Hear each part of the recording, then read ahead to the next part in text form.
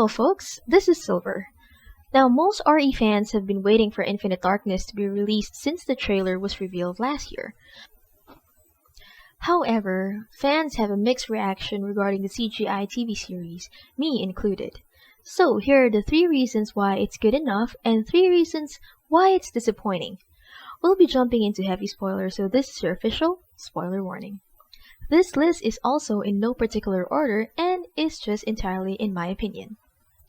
Disappointing is the predictable antagonist. While I'm not an expert when it comes to films or shows, it was quite obvious to guess who is the bad guy in this film. Defense Secretary Wilson is controlling and manipulative.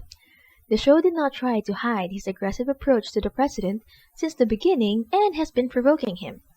It felt like Wilson has the similar personality as Senator Davis from The Generation. And by the time they revealed it was Wilson who was behind the illegal experimentations on soldiers, it wasn't that much of a surprise. First good thing about the show is Claire's detective work.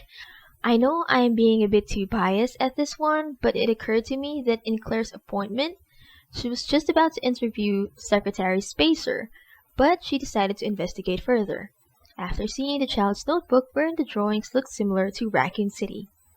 Claire is not a trained detective or any sorts. Remember, before Raccoon City, she was a college undergraduate. The show was able to give us a glimpse of how much she have learned and improved on her skills, although I believe that she should have gotten more screen time. Disappointing. Recycled plot. We have seen this before. It may not be exactly the same thing over and over again, but seeing someone seek for revenge because they have witnessed the horrific events caused by a greedy person with a lust for more power have happened before. Curtis Miller wanted to avenge his family, turned into a BOW. Alexander or Sasha wanted to avenge his wife, turned into a BOW that controls BOW. Now we have Jason who wants justice for his teammates, turns into, yes, that's correct, another BOW.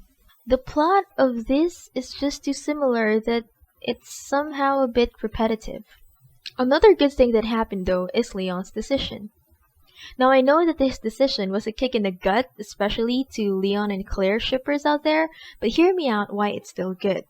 The issue he's facing is if he will give the chip and expose the dirty not-so-little secrets of the people in the higher position, which is what he have wanted to do ever since he was introduced to us in Raccoon City. However, now that he knows it's more complicated than that, he must have realized that exposing the truth could spread fear and could be chaotic. It could also endanger Claire if people were to find out that it was her who leaked the evidence. Therefore, he made a decision that some of us might have not been expecting. It is indeed painful knowing that these two have a very special bond, and it kind of explains why they haven't been talking after 2006, because we've never seen them together once again. Leon made a decision. It's keeping the secret buried and believing that putting matters into his own hands is the better thing to do. Disappointing. Killing Shenmei.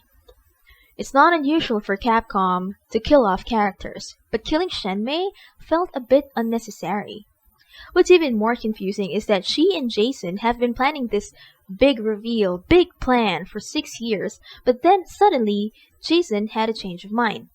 Or it could mean that they are not really in the same boat since the very beginning. I have a question for you all though.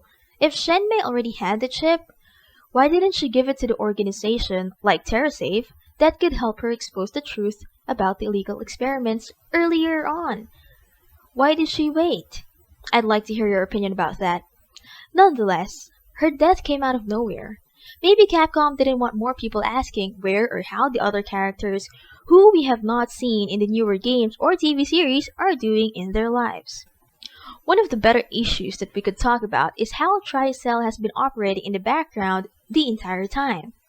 We only know that they are somehow involved during the outbreak, but the cliffhanger in the end would earn a nod from longtime Resident Evil fans. The introduction of Tricell could mean that it will dive deeper into the company's motives, and it honestly made me yearn for a second season. And that's about it. Was I satisfied about the show? Not that much. Do I believe that they could have done something better? Definitely. Did I enjoy the show? Genuinely, yes. I still appreciate it. And I'd really appreciate it as well if you will click that subscribe button, follow me on Twitch and Twitter for more Resident Evil and other video game contents. What about you folks? What are your thoughts in Infinite Darkness?